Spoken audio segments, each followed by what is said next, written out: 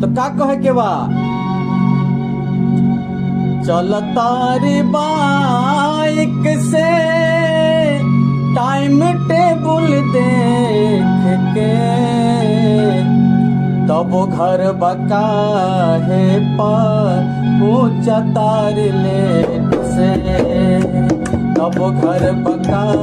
है पर ऊंचा तार लेट से। चल तारी बाइक से टाइम टेबल देख के, तब घर बका है पर ऊंचा तार लेट से, तब घर बका है पर ऊंचा तार लेट